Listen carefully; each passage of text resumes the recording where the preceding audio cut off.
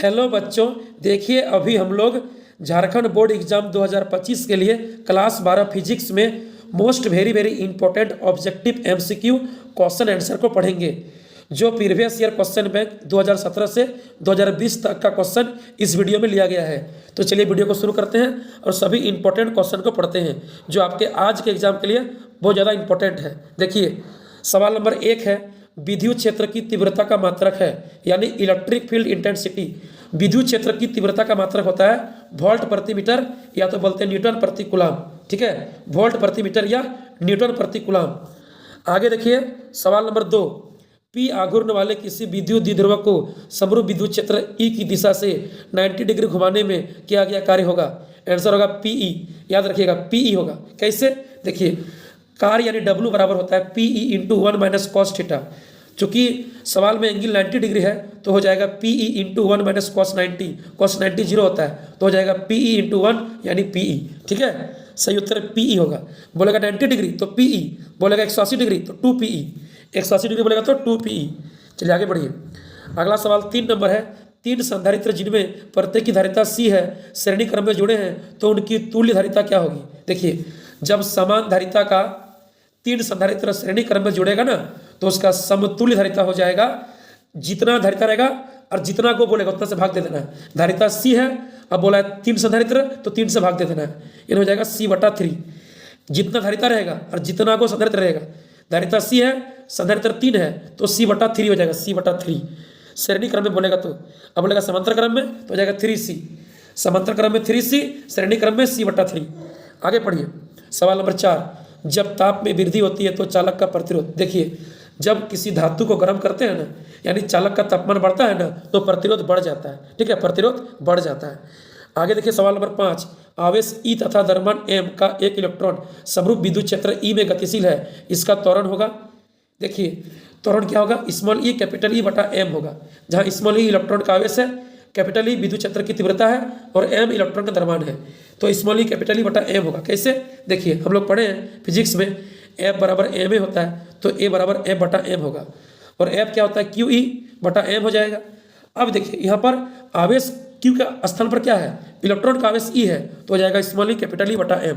ठीक है, small E capital E बटा एम हो जाएगा इलेक्ट्रॉन का त्वरण। आगे पढ़िए सवाल नंबर 6, एल आर परिपथ की प्रतिबाधा होती है। ठीक है, एल आर परिपथ का प्रतिबाधा यानी जेड होता है रूट अंदर R square plus omega square L square. याद रखिएगा रूट अंदर R square plus omega square L square. ठीक है, चलिए आगे देखिए सवाल नंबर 7, यदि प्रत्यावर्ती धारा तथा विद्युत वाहक बल के बीच कालांतर फाई हो तो शक्ति गुणांक का मान क्या होगा। देखिए यदि प्रत्यावर्ती धारा यानी एसी करंट तथा विद्युत वाहक बल यानी ईएमएफ के बीच कालांतर फाई हो तो शक्ति गुणांक का मान होता है कॉस फाई। क्या होता है? शक्ति गुणांक कहते हैं कॉस फाई को, कॉस फाई को शक्ति गुणांक कहते हैं। आगे देखिए सवाल नंबर 8, किसी ऊंचाई ट्रांसफार्मर में प्राथमिक एवं द्वितीय कुंडली में फेरों की संख्या क्रमशः N1 तथा N2 है, तब क्या होगा। देखिए ऊंचाई बोला है तो ऊंचाई ट्रांसफार्मर में क्या होता है, द्वितीय कुंडली में फेरों की संख्या प्राथमिक कुंडली से अधिक होता है, यानी N1 से N2 का मान ज्यादा होगा। ठीक है, हो जाएगा N2 greater than N1, N1 से N2 में ज्यादा होगा फेरों की संख्या, क्योंकि ऊंचाई बोला है। बोलेगा अपचाई तो अपचाई में क्या होता है, पहला में ज्यादा होता है सेकेंडरी में कम होता है, तब होगा N1 ज्यादा N2 कम। ऊंचाई बोलेगा तो N2 ज्यादा N1 कम। आगे देखिए सवाल नंबर 9, विद्युत चुंबक तरंग के संचरण की दिशा होती है। याद रखिएगा विद्युत चुंबक तरंग के संचरण की दिशा होती है vector E cross vector B के समांतर, vector E cross vector B के समांतर, जहाँ ई है विद्युत क्षेत्र की तीव्रता और बी है चुंबक क्षेत्र की तीव्रता। ठीक है, तो विद्युत क्षेत्र एवं चुंबक क्षेत्र के समांतर होता है, तो vector E cross vector B के समांतर। आगे पढ़िए, आगे है सवाल नंबर 10, सामान्य समायोजन की स्थिति में खगोलीय दूरदर्शी की लंबाई होती है, खगोलीय दूरदर्शी की लंबाई होती है एल बराबर F0 प्लस FE, यानी अभिदिर्शक की फोकस दूरी प्लस नेत्रिका की फोकस दूरी। ठीक, याद रखिएगा ऑब्जेक्ट का फोकल लेंथ प्लस आईपीस का फोकल लेंथ, एल बराबर F0 प्लस FE खगोलीय दूरदर्शी की लंबाई होती है। आगे देखिए सवाल नंबर 11, लैम्डा तरंग देने वाले फोटोन की ऊर्जा होती है। आंसर होगा E बराबर SC बाई लैम्डा। याद रखिएगा लैम्डा तरंग देने वाले फोटोन का ऊर्जा होता है E बराबर SC बाई लैम्डा। आगे देखिए सवाल नंबर 12, बीटा कण तेजी से चलने वाले इलेक्ट्रॉन है। बीटा कण क्या है? तेजी से चलने वाले इलेक्ट्रॉन है, इलेक्ट्रॉन याद रखिएगा, ठीक है। बीटा कण तेजी से चलने वाले इलेक्ट्रॉन है। बोलेगा अल्फा कण तो हीलियम का नाभिक है, अल्फा कण बोलेगा तो हीलियम का नाभिक, बीटा कण बोलेगा तो इलेक्ट्रॉन। आगे चलिए, आगे देखिए 13, 1 किलोवाट घंटा बराबर होता है 3.6 इंटू 10⁶ जूल, याद रखिएगा, ठीक है। 1 किलोवाट घंटा यानी 1 यूनिट जो व्यावसायिक ऊर्जा का मात्रक है, किलोवाट घंटा यूनिट, तो 1 यूनिट में 1 किलोवाट घंटा में होता है 3.6 इंटू 10⁶ जूल। आगे देखिए 14, किसी चालक के लिए धारा घनत्व J, चालकता सिग्मा एवं विद्युत क्षेत्र की तीव्रता E में संबंध होता है J बराबर सिग्मा E, याद रखिएगा। धारा घनत्व, चालकता और विद्युत क्षेत्र की तीव्रता में संबंध होता है J बराबर सिग्मा E। आगे पढ़िए सवाल नंबर 15, जब प्रकाश तरंग हवा से कांच में प्रवेश करती है तो क्या होती है? तरंगदैर्घ्य एवं वेग दोनों घटती है, ठीक है। जब प्रकाश तरंग हवा से कांच में प्रवेश करेगा, या बोलेगा विरल माध्यम से सघन माध्यम में, बोलेगा हवा से कांच में, चाहे बोलेगा विरल माध्यम से सघन माध्यम में प्रवेश करेगा प्रकाश तरंग, तो उसका तरंगदैर्घ्य और वेग दोनों घटेगा, तरंगदैर्घ्य और वेग दोनों घट जाएगा। आगे देखिए सवाल नंबर 16, विद्युत चुंबकीय तरंग में विद्युत क्षेत्र एवं चुंबकीय क्षेत्र के परिमाणों के बीच संबंध है। देखिए विद्युत चुंबकीय तरंग में विद्युत क्षेत्र यानी कैपिटल E और चुंबकीय क्षेत्र यानी कैपिटल B के परिमाणों के बीच संबंध होता है C बराबर E बटा B, यानी C बराबर E0 बाई B0, या बोलेगा E0 बराबर C B0, ठीक है, दोनों बोल सकता है। C बराबर E0 बटा B0 या तो E0 बराबर C इंटू B0, ठीक है। चलिए आगे बढ़िए, आगे है आवृत्ति न्यू वाले फोटोन का संवेग है, तो आवृत्ति न्यू वाले फोटोन का संवेग होता है H न्यू बटा C, याद रखिएगा। ये भी नहीं है, न्यू है, न्यू, ठीक है, तो H न्यू बटा C होगा फोटोन का संवेग, H न्यू बटा C।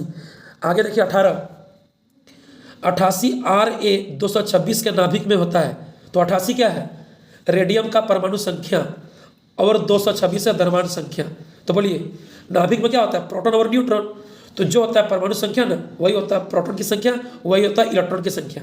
तो 88 है परमाणु संख्या, तो हो जाएगा 88 प्रोटॉन, और न्यूट्रॉन की संख्या निकालते हैं, द्रव्यमान संख्या 226 में परमाणु संख्या 88 माइनस कर देंगे, ठीक है। द्रव्यमान संख्या 226 में परमाणु संख्या यानी प्रोटॉन की संख्या 88 माइनस कर दीजिए, बचेगा 138 न्यूट्रॉन, तो हो जाएगा 88 प्रोटॉन 138 न्यूट्रॉन। आगे पढ़िए, एन टाइप अर्धचालक में बहुसंख्यक आवेश भाग होते हैं। क्वेश्चन नंबर 19 क्या बोला? एन टाइप अर्धचालक में बहुसंख्यक आवेश भाग क्या होता है? यानी धारा का प्रवाह किसके द्वारा होता है? तो अतिरिक्त इलेक्ट्रॉन के कारण होता है, क्योंकि एन टाइप में 4 संयोजी अर्धचालक में 5 संयोजी औषधि मिला दिया जाता है, 4 संयोजी अर्धचालक में 5 संयोजी औषधि मिला दिया जाता है, ठीक है, तो 1 इलेक्ट्रॉन एक्स्ट्रा बच जाता है, तो बोलेंगे अतिरिक्त इलेक्ट्रॉन के कारण। आगे पढ़िए सवाल नंबर 20, हाइड्रोजन स्पेक्ट्रम की कौन सी श्रेणी विद्युत चुंबकीय स्पेक्ट्रम की दृश्य भाग में पड़ती है? तो आंसर होगा बामर श्रेणी। आंसर क्या होगा? बामर श्रेणी। बोलेगा पराबैंगनी भाग में पड़ती होगा लाइमन श्रेणी, बोलेगा पराबैंगनी में तो होगा लाइमन श्रेणी, अब बोलेगा दृश्य भाग में तो होगा बामर श्रेणी। आगे पढ़िए 21, कौन सी विद्युत चुंबकीय तरंगों की वेधन क्षमता अधिक होती है? तो होगा गामा किरणें, याद रखिएगा। बोलेगा वेधन क्षमता किसकी अधिक होती है? तो जिसका आवृत्ति अधिक होता है, तो विद्युत चुंबकीय तरंगों में हम लोग पढ़े हैं गामा किरणें का आवृत्ति सबसे अधिक होता है, तो वेधन क्षमता, वेधने की क्षमता अधिक होगा गामा किरणें का, जिसका आवृत्ति ज़्यादा होता है। आगे पढ़िए 22, जब सिलिकॉन में फास्फोरस को औषधि के रूप में मिलाया जाता है तो परिणामी पदार्थ क्या होता है? देखिए सिलिकॉन है 4 संयोजी, आप और फास्फोरस है 5 संयोजी, तो 4 संयोजी में जब 5 संयोजी मिलाइएगा ना तो बनेगा एन प्रकार का अर्धचालक, एन टाइप बनेगा अर्धचालक, एन टाइप का सेमीकंडक्टर बनेगा, एन टाइप का अर्धचालक, क्या कि 4 में मिला रहे हैं 5, जब बोलेगा सिलिकॉन में एल्यूमिनियम, सिलिकॉन में बोरॉन, तो 4 में हो गया 3, बनेगा पी टाइप, ठीक है, यहाँ है 4 में 5 यानी हो जाएगा एन टाइप। आगे देखिए 23, फोटो डायोड कार्य करता है। फोटो डायोड कार्य करता है पश्च बायस की स्थिति में, यानी पश्च अभिनत की स्थिति में, पश्च बायस की स्थिति में फोटो डायोड कार्य करता है, ठीक है। आगे चलिए 24, किसी धनावेशित वस्तु में होती है इलेक्ट्रॉन की कमी, याद रखिएगा। धनावेशित वस्तु में क्या होता है? इलेक्ट्रॉन की कमी होता है। बोलेगा ऋणावेशित में क्या होता है? तो इलेक्ट्रॉन की अधिकता। धनावेशित में इलेक्ट्रॉन की कमी, ऋणावेशित में इलेक्ट्रॉन की अधिकता। आगे पढ़िए 25, किरचॉफ का पास यानी लूप नियम किस भौतिक राशि के संरक्षण के सिद्धांत पर आधारित है? तो किरचॉफ का पास नियम यानी लूप नियम आधारित है ऊर्जा संरक्षण के सिद्धांत पर, ठीक है। किरचॉफ का पास नियम बोलेगा, लूप नियम बोलेगा, बंद परिपथ का नियम बोलेगा, विभव नियम बोलेगा, तो हो जाएगा ऊर्जा संरक्षण के सिद्धांत पर। अब बोलेगा किरचॉफ का संधि नियम, प्रथम नियम, बिंदु नियम, जॉनसन रूल, तो हो जाएगा आवेश संरक्षण के सिद्धांत पर। आगे पढ़िए 26, प्रत्यावर्ती धारा परिपथ जिसमें केवल एक प्रतिरोध लगा हो उसमें धारा एवं विभवांतर के बीच कालांतर होता है 0 डिग्री। केवल प्रतिरोध लगा रहेगा तो 0 डिग्री। और जब बोलेगा प्रतिघात ई, और जब बोलेगा प्रेरकत्व या संधारित्र, जब बोलेगा प्रेरकत्व या संधारित्र तो होगा 90 डिग्री। और जब बोलेगा केवल प्रतिरोध तो हो जाएगा 0 डिग्री, याद रखिएगा। ठीक है, आगे चलिए 27। विद्युत चुंबकीय तरंगें उत्पन्न होती है त्वरित आवेशित कणों से। ठीक है, विद्युत चुंबकीय तरंगें उत्पन्न होता है त्वरित आवेशित कणों से। आगे देखिए 28। हाइगेन्स का तरंग सिद्धांत के द्वारा किसकी व्याख्या नहीं की जा सकती है? प्रकाश विद्युत प्रभाव। ठीक है, हाइगेन्स बताता है तरंग सिद्धांत, प्रकाश का तरंग सिद्धांत, तरंग प्रकृति। ठीक है, लेकिन प्रकाश से कण है, प्रकाश कण की तरह व्यवहार करता बताता है प्रकाश विद्युत प्रभाव, आइंस्टीन ने बताया था। ठीक है, तो हाइगेन्स का तरंग सिद्धांत में प्रकाश विद्युत प्रभाव का व्याख्या नहीं है। ठीक है, आगे चलिए। आगे 29। यदि बोर की प्रथम कक्षा की त्रिज्या r है तो द्वितीय कक्षा की त्रिज्या क्या होगी? देखिए Rn बराबर होता है R1 माइनस एन स्क्वायर। यानी यदि आपको प्रथम कक्षा को छोड़कर किसी कक्षा का त्रिज्या निकालना है, कैसे निकालिएगा? तो Rn होता है R1 माइनस एन स्क्वायर। यानी प्रथम कक्षा का जो त्रिज्या है और जितना कक्षा बोलेगा आगे उसका कर देना है स्क्वायर, गुना कर देना है। ठीक है, तो Rn क्या होता है? R1 minus N square. तो बोलिए R2 क्या हो जाएगा? R2 क्या हो जाएगा? R1 क्या है? R, और बोला है 2, यानी 2 का स्क्वायर हो गया, तो R इंटू 2 स्क्वायर हो गया 4R। याद रखिएगा। ठीक है, एक के बाद जितना आगे का कक्षा बोलेगा तो पहला का एन स्क्वायर होता है, तो पहला का R है, अब बोला दूसरी कक्षा में तो 2 का स्क्वायर हो जाएगा, R इंटू 2 का स्क्वायर मतलब 4, यानी 4R हो जाएगा, 4R। आगे पढ़िए 30। नाभिक के त्रिज्या की कोटि होती है 10 के पावर माइनस 15 मीटर। ठीक है, 10 के पावर माइनस 15 मीटर होता है, मीटर, याद रखिएगा। नाभिक के त्रिज्या कोटि होता है 10 के पावर माइनस 15 मीटर। आगे पढ़िएगा 31। यदि किसी वस्तु का वर्जित ऊर्जा अंतराल 1 इलेक्ट्रॉन वोल्ट है तो वह वस्तु है अर्धचालक। यदि किसी का वर्जित ऊर्जा अंतराल यदि 1 इलेक्ट्रॉन वोल्ट है तो वस्तु क्या होगा? होगा अर्धचालक। क्या होगा? होगा अर्धचालक। ठीक है, होगा अर्धचालक। आगे पढ़िए 32। अर्धचालक में विद्युत चालकता का कारण क्या है? इलेक्ट्रॉन एवं हॉल्स दोनों है। देखिए यदि पी टाइप है तो उसमें होता है अतिरिक्त हॉल्स के चलते, अतिरिक्त छिद्र के चलते, उसको बोलते हैं बीवर, यानी हॉल्स कहते हैं। और एन टाइप है तो होता है इलेक्ट्रॉन करंट। एन टाइप में होता है अतिरिक्त इलेक्ट्रॉन करंट और पी टाइप में होता है हॉल्स के कारण, तो होगा दोनों कारण। अर्धचालक में विद्युत चालकता यानी विद्युत धारा का प्रभाव होता है इलेक्ट्रॉन और हॉल्स दोनों के कारण। आगे पढ़िए 33। प्रकाशिक तंतु किस सिद्धांत पर कार्य करता है? पूर्ण आंतरिक परावर्तन की थ्योरी पर। ठीक है, पूर्ण आंतरिक परावर्तन के सिद्धांत पर कार्य करता है प्रकाशिक तंतु यानी ऑप्टिकल फाइबर। आगे देखिए सवाल नंबर 34। सवाल नंबर 34 है प्लेटिनम की चुंबकीय प्रवृत्ति 0.001 है, इसकी आपेक्षिक चुंबकशीलता का मान क्या होगा? क्या है? देखिए चुंबकीय प्रवृत्ति का सिंबल होता है XM, यानी जायम बोलते हैं इसको, जायम XM। और आपेक्षिक चुंबकशीलता का सिंबल होता है μR। दोनों में संबंध होता है μR बराबर 1 प्लस XM यानी जायम। ठीक है, μR बराबर 1 प्लस XM यानी जायम। तो बोलिए क्या होगा? चुंबक प्रवृत्ति XM दिया है 0.001 और आपेक्षिक चुंबकशीलता होता है μR। ठीक है, तो μR बराबर होता है 1 प्लस जायम XM, तो हो जाएगा 1 प्लस 001, तो हो जाएगा 1.001। ठीक है, क्या हो जाएगा? 1.001 हो जाएगा आंसर। आपेक्षिक चुंबकशीलता हो जाएगा 1.001। आगे पढ़िए सवाल नंबर 35। चुंबकीय द्विध्रुव आघूर्ण का मात्रक क्या है?